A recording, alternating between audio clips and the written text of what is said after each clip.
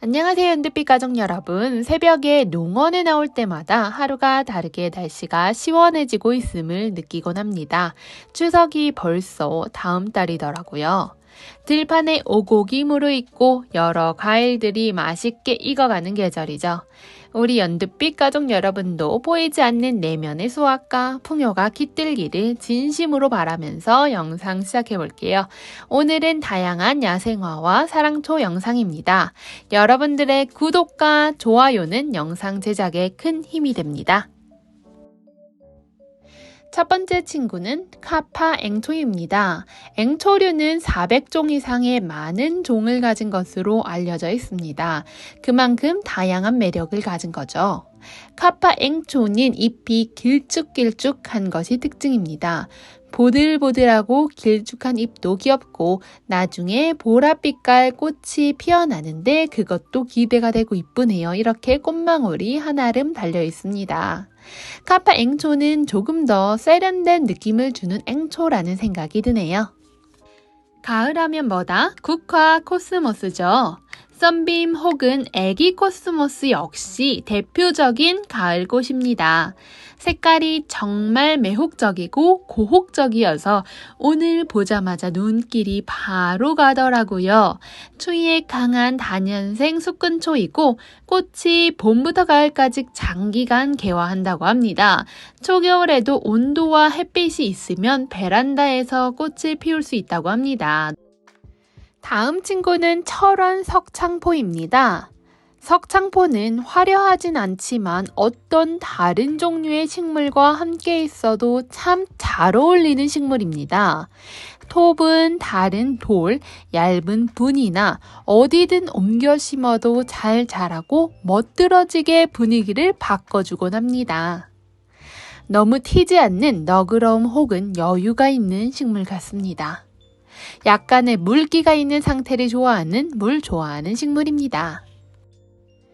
오늘 어디서 이렇게 달달한 허브 향이 나는가 했더니 바로 이 사계 보르니아가 향을 내뿜고 있더라고요. 은은한 허브 향이 나는 사계 보르니아입니다. 감성 인테리어 식물로 많이 활용이 되더라고요. 통풍과 빛이 잘 드는 그리고 건조한 곳은 피해서 키워주시면 됩니다. 겉흙이 말랐을 때 간수해 주시고 가끔 분무해 주셔도 됩니다. 다음은 층꽃입니다. 층꽃 알고 계셨나요? 층꽃은 건조하고 배수가 좋은 바위 틈이나 절벽에 주로 자생하는 야생화입니다. 때문에 내서성, 내한성, 내건성이 매우 강한 친구죠. 습도에는 민감하기 때문에 물을 너무 자주 주실 필요는 없습니다. 관상 가치가 매우 좋은 꽃입니다. 꽃이 층층이 피기 때문에 층꽃이라고 불린다고 합니다. 여름과 가을에 꽃이 피어요. 흰색, 보라, 분홍색 정도의 꽃이 있는데 농원에는 흰색과 보라색이 있네요. 겨울에는 윗부분은 마르고 휴면기에 들고 줄기 밑은 목질화되어 월동하는 기특한 친구입니다. 지금 보고 계신 친구는 황호접입니다. 남아메리카가 원산지인 콩가 식물 상록 단연초입니다. 지금부터 12월까지 노란 꽃을 피웁니다. 황호접은 꽃 모양이 노란 나비와 같다 하여 황호접이라고 이름이 붙었다고 합니다. 밤이 되면 나비도 잠을 자듯 황호접 역시 꽃의 날개를 접고 오므라든다고 하네요. 귀엽죠? 옆에 대품 한번 보여드리겠습니다. 사실 황호접은 선물하기 좋은 꽃인 게 꽃말이 참 예뻐요. 행복이 날아오다 당신을 사랑합니다가 꽃말이라고 합니다. 겉흙이 마르면 물을 충분히 주시고 통풍을 잘 시켜주세요. 꽃이 지고 난 후에는 가지치기를 해주시면 더 풍성하게 키우실 수 있습니다. 너무 예쁜 노란 나비와 같은 꽃이 송글송글 달려있는 황호접입니다. 황호접이 노란색의 나비 모양 꽃이라면 나비 수국은 보라색과 푸른색의 나비 모양 꽃입니다. 꽃들도 자신들을 보러 놀러오는 나비들을 닮아가는 걸까요? 그렇다면 우리도 예쁜 식물 키우면서 가꾸다 보면 서로 닮아가지 않을까요? 이렇게 하늘에 비춰보니 나비 모양이 더 옹골맞고 귀엽게 보입니다. 에델바이스를 닮았지만 우리나라에 사는 외솜다리입니다. 야생에서는 전국 높은 산에서 자랍니다. 촉감이 부드럽고 포기가 풍성한 친구입니다. 여러 해살이 풀이라고 하네요. 외솜다리의 외는 작다라는 한자에서 왔습니다. 제가 흰색 분홍 풍노초는 소개해 드린 적이 있는데 이번에 빨간 풍노초가 왔지 뭐예요. 예쁘죠? 원래 키우던 색깔과 또 다른 친구가 오면 저는 막 가슴이 뛰고 신나고 하더라고요. 이 친구도 색깔이 진한 게 정말 예뻤습니다. 밥도 풍성하고 수영도 좋더라고요. 다음 친구 아메리칸 블루입니다. 농원의 한켠에 아메리칸 블루 노지에 심어놨더니 혼자서 금세 풍성하게 잘 자라더라고요. 다음 친구는 소립 금계국입니다. 남아메리카가 원산의 원예족으로 금계국과 닮았으며 잎이 소립처럼 가늘어 붙어진 이름입니다. 꽃은 7월부터 10월에 노란색으로 피어나고 금계국보단 크기가 작습니다. 9월 9일이 얼마 남지 않았네요. 9월 9일은 중양절이라고 합니다.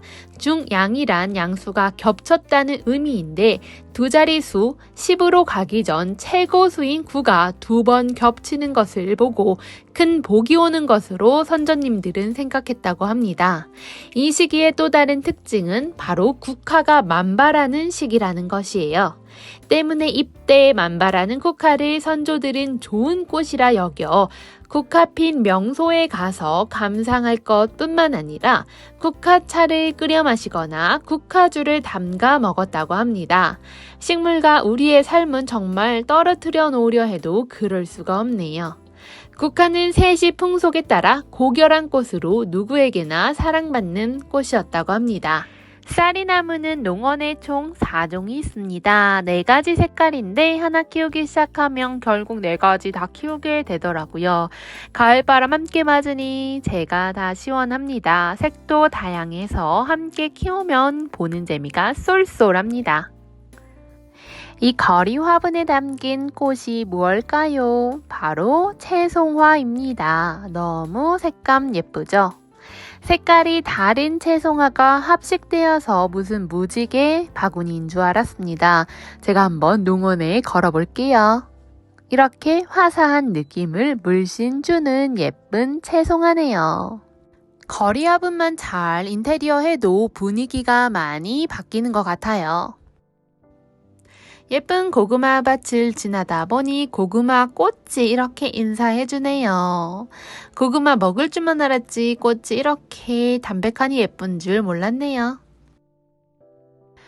예쁜 꽃을 보는 식물이 있는가 하면 나무의 수영을 감상하는 식물도 있죠. 고려자기가 바로 후자인 것 같습니다. 고려자기는 이름도 고고하고 수영도 참 고고한 편입니다. 고려자기의 수영은 확실히 이 잎이 고귀함을 만들어주는 것 같습니다. 인테리어 하기에 참 좋은 식물인 것 같습니다. 전체적인 수영뿐만 아니라 잎새 하나하나도 살아있는 것 같습니다. 하마보우 단풍이 계절에 맞춰서 예쁘게 물들고 있습니다. 꽃은 노란색 꽃이 핍니다. 꽃도 예쁜데 잎에 드는 단풍이 참 일품이죠. 옅은 주황도 보이고 짙은 주홍도 보입니다. 시간이 지나면 더 잘 보일 겁니다. 옆에 또 같이 단풍이 들고 있는 친구가 있네요. 심홍수몽입니다. 새로 나오는 어린 잎일수록 빨갛게 물들기 때문에 이렇게 예쁜 단풍이 든 것처럼 보여요.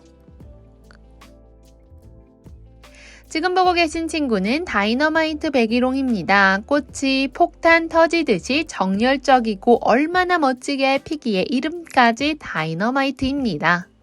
다이너마이트 백일홍은 붉은 꽃이 매우 화사하게 피는 관상가치 높은 꽃입니다. 더운 여름에도 화사한 느낌을 한층 주는 친구죠. 백일홍나무의 꽃말은 부귀영화를 준다 하여 부귀라고 하네요. 매끈한 가지와 시원시원한 모습이 일품입니다.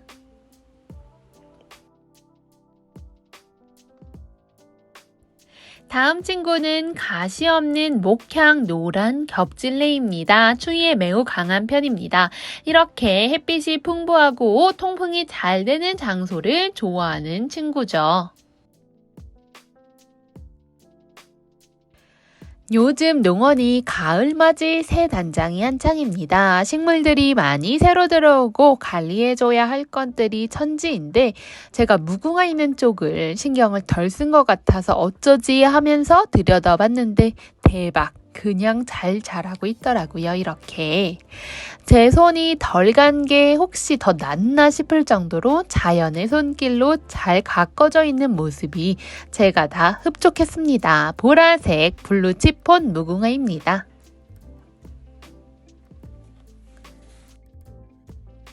백일홍은 100일 동안 꽃이 핀다고 하여 백일홍이라고 하네요.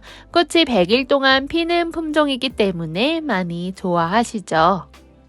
미니 백일홍 나무는 아름다운 꽃나무를 아파트, 베란다 혹은 주택의 미니 정원에서 키울 수 있기 때문에 인기가 좋은 식품종입니다. 화분에 심어서 꽃을 오랫동안 볼 수 있기 때문에 메리트가 있죠. 조롱조롱 다복하게 꽃이 피어오르면 누구나 어렵지 않게 키우실 수 있습니다. 수영은 이렇게 수평으로 잘 자라납니다. 그리고 줄기 끝에 꽃이 달려있죠.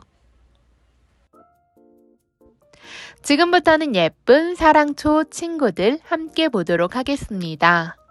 사랑초는 여려 보여도 구근 안에 강한 생명력을 담고 있는 식물입니다.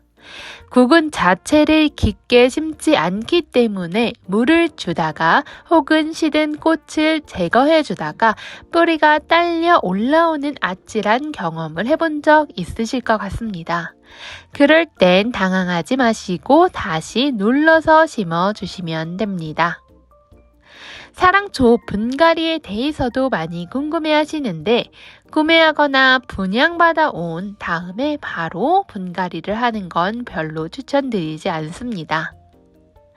물론 너무 앙증맞고 새초롬하고 예쁜 사랑초 친구에게 바로 예쁜 화분에 심어서 더 예쁜 모습을 보고 싶다는 것은 저도 이해하고 공감합니다.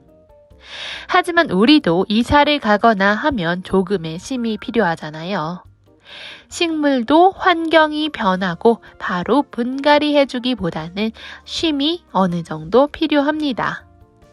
최소 며칠, 몇 주 정도 지나고 분갈이 해주세요. 사랑초 분갈이 시에는 흙을 털어내지 마시고 그대로 옮겨 심어주시고 남은 공간에 흙을 넣어주시면 됩니다.